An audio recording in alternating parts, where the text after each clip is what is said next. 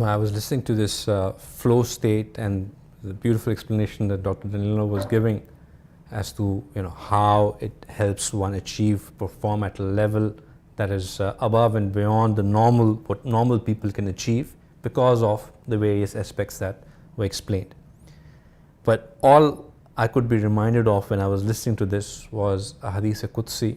Hadith Qudsi, for the benefit, is the words of Allah subhanahu wa ta'ala which are not in Quran, which are not Quran, but are narrated by the Prophet. So they are words of Allah subhanahu wa ta'ala narrated by the Prophet. So they are actually the words of Allah.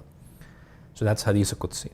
And one of the Hadith Qudsi, I'm seeing it in a different light of flow state now, and you tell me if this sounds the same to you. Allah subhanahu wa ta'ala says that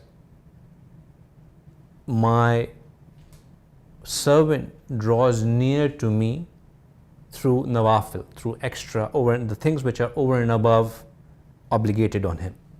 So he does extra deeds and he draws near to me till a time that I start loving him.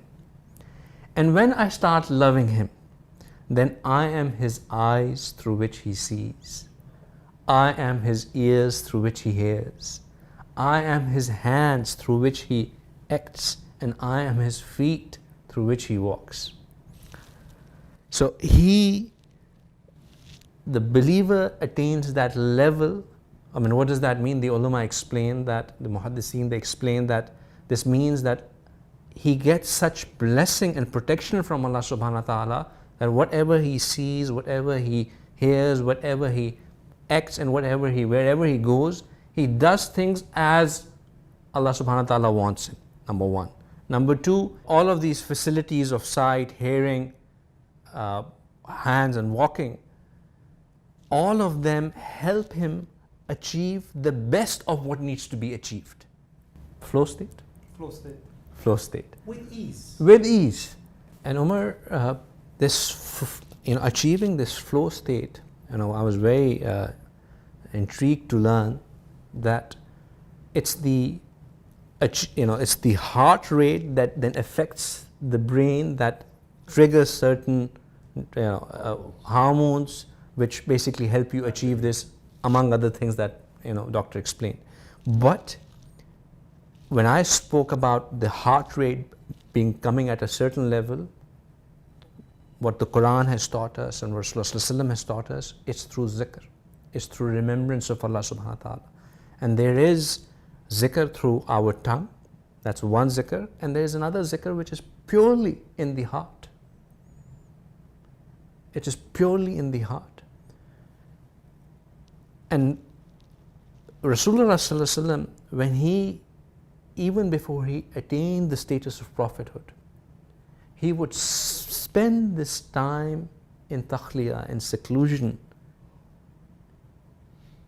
where he would spend the time in remembrance, and that is what helped him elevate to a point where he could take on the big responsibility of leadership, which requires one to have that foresight, that vision.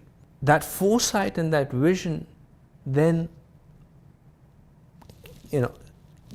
was visible in everything that Rasulullah did. Many years later after prophethood, Rasulullah is in Medina Munawwara with his companions, and they are deciding to come back, do Umrah. They come to do Umrah, the Kuffar in Makkah, they stop them, and at that point in time, despite everybody else around him telling him that no, let's put up a fight, let's not give in to the demands of the Kuffar, let's go ahead and with what we intended to do, Rasulullah signs an agreement which we come to know as Sulh Hudaybiyah, which on the face of it looked like complete defeat. But Rasulullah had this vision, has this foresight to know that signing this now will eventually help elevate Muslims to a level where they will be able to come back as conquerors into Mecca. We'll talk about this much later, but perfect example of the foresight that comes to you when your heart is grounded and is in its place and is operating at that higher level of, or is operating in sync with your brain.